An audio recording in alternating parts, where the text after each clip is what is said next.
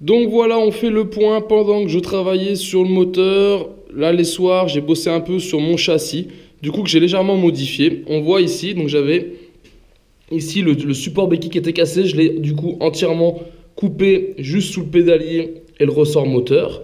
Et je suis venu installer donc ici une béquille torsadée que j'avais en stock. J'avais une couronne de MBK 51, rien à voir avec ce modèle. J'ai dû repercer 3 trous. J'en avais 3 de bons sur les 6 vis que j'ai. J'ai repercé, j'ai installé cette couronne qui doit avoir 56 dents au lieu des 54 que j'avais à l'origine. Nettoyer la suspension des deux côtés, nettoyer les jantes, contrôler donc les pneus, chambre à air, ça c'est good. Changer ma selle par une selle Peugeot avec un ressort dessous. Du coup voilà, on va être confort je pense. Entre la suspension arrière et la selle, on aura un super confort. J'ai changé ici, donc nettoyer mon ressort, changer mon cyle en bloc. Pareil ici, changer mes 2 cils en bloc moteur. Le guidon d'origine, je l'ai enlevé. J'avais ce guidon qui traînait. Donc voilà, du coup, j'ai installé ce guidon. J'avais que ce levier sur le guidon d'avant. J'en avais pas à droite, c'était pas le bon levier, c'était un levier plus récent. J'ai retrouvé celui-ci sur des pièces de caddie que j'avais, mais qui rentrent parfaitement dessus, donc que j'ai installé. Le phare à l'avant, ici, on voit, j'avais déjà un phare que j'ai nettoyé. J'avais une casquette en stock, donc j'ai donc rajouté cette petite casquette. Et à l'avant, j'ai enlevé le garde-boue, renettoyé la suspension, mais j'ai pas remis de soufflet ici, c'est volontaire. J'en voulais pas pour l'aspect. Et j'ai nettoyé ma jante, voilà, contrôle les pneus, chambre à air, fond de jante. Du coup, voilà, le châssis prend forme tout doucement. Il va me rester un petit peu de boulot de nettoyage. Et puis là, maintenant, je vais attaquer à câbler. Je vais tirer mon frein arrière, mon frein avant. Et puis les autres câbles arriveront après, une fois que j'aurai remis le moteur pour lequel il me manque encore une pièce que je n'ai pas reçue. On voit, j'ai fait un essai avec un bout de gaine que j'avais.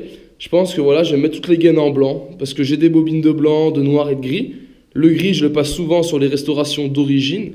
Le blanc, j'en passe vraiment jamais. Du coup, quitte à faire un custom, autant passer ce qui me sert à rien. Donc je passe mes gaines blanches. À savoir aussi que mon réservoir, qui n'est pas trop crade dedans, est là avec du coca depuis quelques jours même. Du coup, voilà, il faut que je le vidange aujourd'hui. Et puis je vais venir ici changer le petit robinet d'essence. Pédalier, pareil, tout démonté, graissé avec la graisse lithium. Et du coup, voilà, là, il va me manquer juste 2 serre clips que je n'avais pas quand je les récupérais. Donc voilà, ils sont en commande aussi. Dès qu'ils arrivent, je remets les serre clips, je remonte le plateau. Je pourrais venir ici remettre ma chaîne.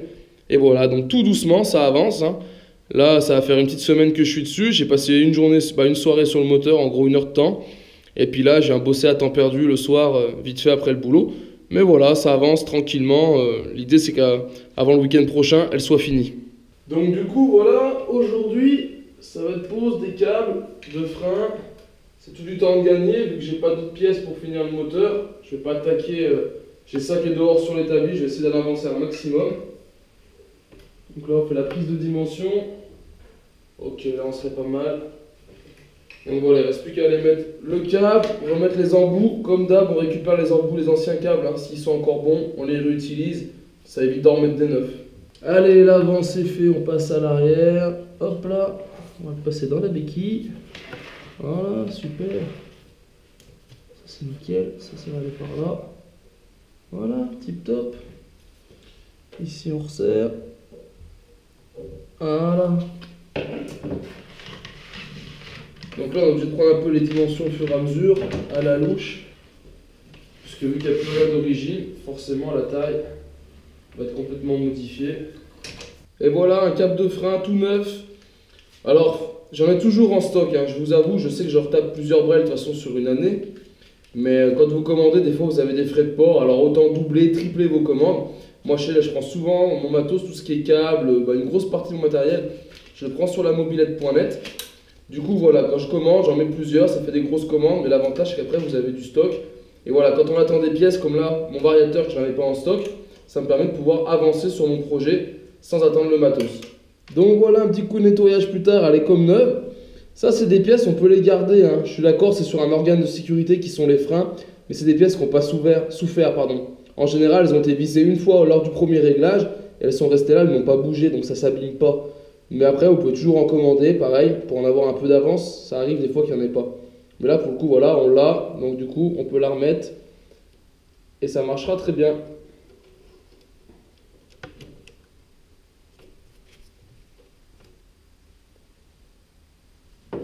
Et voilà. Alors vous avez vu, pour les réglages, je vais plutôt assez vite. Moi, ce que je fais, c'est que je viens en butée. Et après, je reviens d'1 centimètre. Et à ce moment-là, je serre ma butée. Voilà, 1 centimètre, on le rattrape largement avec le levier quand on freine. Sachant qu'en haut, on a encore la molette. Je me casse pas trop la tête, je fais toujours ça. Je viens en butée, je relâche d'1 centimètre. Et je fixe ici mon écrou. Allez, maintenant, on fignole le nettoyage de la mobilette pendant qu'il n'y a rien dessus. Et je vais en profiter aussi, là j'ai bien nettoyé les côtés du réservoir pour venir mettre ici la déco. Je ne vais pas remettre un autocollant d'origine, je pense que je vais refaire comme le Pronto, pour ceux qui se rappellent, qui l'avaient vu l'année dernière. C'est que je vais venir coller les autocollants, mais un patchwork d'autocollants, de façon à avoir vraiment un style unique. Et j'aurai en plus les deux côtés de réservoir qui seront même différents, parce que j'arriverai jamais à refaire deux fois la même chose. Donc voilà, du coup là je nettoie bien, on nettoie bien la peinture correctement, après je dégraisse pour être sûr que les autocollants collent. Et on va faire ça. Allez, je vais commencer avec cet autocollant du Rockabillet.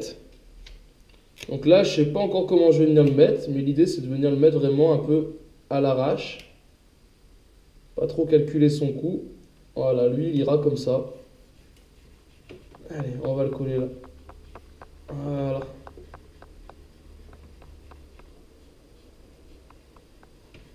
Donc il faut bien se dire qu'il y a une partie qu'on verra plus. Après, je vais redécouper en fait la forme ici du réservoir. Donc je vais perdre à chaque fois un bout de l'autocollant. Mais bon, c'est pas grave, on essaye. Là, il y a ce hashtag là. C'est un petit groupe que je connais bien en Maurienne. Il s'appelle le hashtag Maurienisez-vous. Pareil, on va le caler. On va mettre celui-là. On va le mettre à côté. Voilà. Et allez, et on colle. Donc voilà, j'ai collé plusieurs autocollants. Je vais donc passer maintenant un petit coup de décapeur thermique, histoire de bien les chauffer, de façon à bien après vérifier qu'ils soient bien collés, enlever bien toutes les bulles d'air, même si je pense qu'il n'y en a plus beaucoup. Et après, on passera directement au découpage. Et voilà, l'opération faite, chauffer, bien repasser le chiffon dessus pour être sûr que c'est bien appliqué. C'est à l'aide d'un scalpel comme celui-ci que je vais venir découper les autocollants en suivant en fait la rayure naturelle du réservoir. Et je vais faire comme ça tout le tour.